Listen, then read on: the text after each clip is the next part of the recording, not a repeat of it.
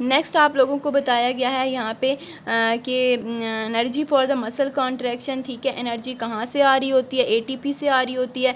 Aerobic respiration हो रही होती है जिसके अंदर एटीपी जो है वो ग्लूकोज ऑक्सीजन की मौजूदगी में टूट कर एटीपी रिलीज़ करता है। अगर ऑक्सीजन नहीं होती, जब एक्सरसाइज वगैरह करते हैं या बहुत ज़्यादा एक्टिविटीज़ करते हैं, तो मसल्स के अंदर एक और प्रोटीन होती है जिसे केराटिन फॉस्फेट कहते हैं, ठीक है। केराटिन फॉस्फेट मसल से रिलीज़ होती है, तो क्या होता है कि इससे हमें और ज़्यादा एनर्जी मिलती है। लेकिन ये एनएरोबिकली प्रोसेस हो रहा है यहाँ पे, कि मतलब ऑक्सीजन यहाँ पे प्रेजेंट नहीं है। जब एनएरोबिकली एनर्जी रिलीज़ होती है तो वो लैक्टिक एसिड में कन्वर्ट हो जाती है। लैक्टिक एसिड जब हमारे मसल्स के अंदर स्टोर होता है तो फटीग का कॉज करता है, ठीक है। और जब फिर ऑक्सीजन जब प्रेजेंट होती है तो ये लैक्टिक एसिड टूट जाता है और टूट कर दोबारा से ग्लूकोज में कन्वर्ट हो जाता है, या पायरुवेट, और पायरुवेट से ग्लूकोज में कन्वर्ट हो जाता है। यहाँ पे इफेक्ट ऑफ एक्सरसाइज बता रहे हैं कि जो बॉडी बिल्डर्स होते हैं उनके मसल बड़े हो जाते हैं, उनकी ब्लड वेजल्स भी बड़ी हो जाती हैं, कैपिलरीज माइटोकॉन्ड्रिया की तादाद भी इंक्रीज़ हो जाती है, मायोग्लोबन्स भी उनके मसल्स में इंक्रीज़ हो जाता है,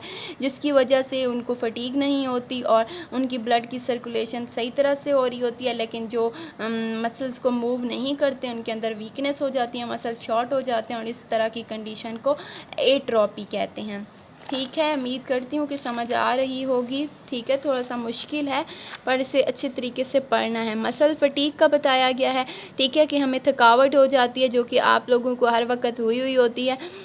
मसल फटीग मतलब किस वजह से होती है? एनर्जी की कमी हो जाती है, ठीक है। एनर्जी की कमी हो जाती है, एनर्जी की कमी होगी, या फिर ऑक्सीजन की कमी की वजह से क्या होता है? लैक्टिक एसिड स्टोर हो जाता है, और जिसकी वजह से पीएच जो है वो लेवल ड्रॉप हो जाता है और ग्लूकोज जो है वो लैक्टिक एसिड में कन्वर्ट हो जाता है। इससे हमें मसल फटीग होती है। टेटनाई क्या होती है?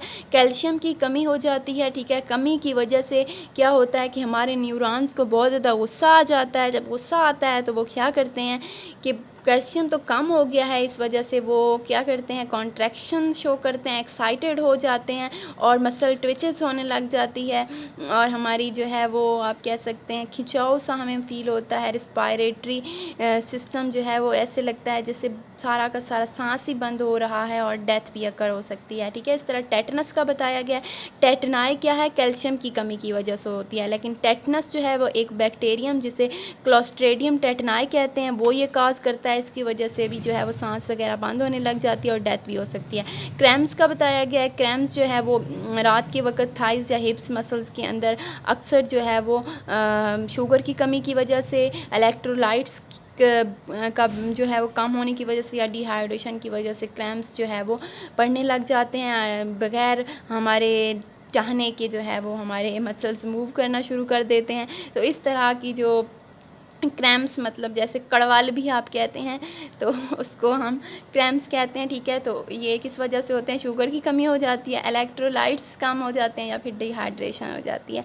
तो ये आप लोगों को यहाँ पे टेटनस का ये भी बताया गया है कि इससे जा भी जो है वो बंद स्टिफ से होने लग जाते हैं, आकड़ जाते हैं, और और जो है वो नेक भी और रिस्पायरेटरी सिस्टम सारा सारा फेल हो जाता है, और बहुत सारी कंट्रीज़ के अंदर जो है वो इसी वजह से डेथ होती रहती हैं। तो ये सारा का सारा लेक्चर जो है वो बहुत ही इम्पॉर्टेंट है, ठीक है। उम्मीद करती हूँ कि आप लोगों को समझ आ गई होगी। गौर से इसे पढ़ना है, सुनना है, जहाँ से ना समझ आए मुझसे पूछना है।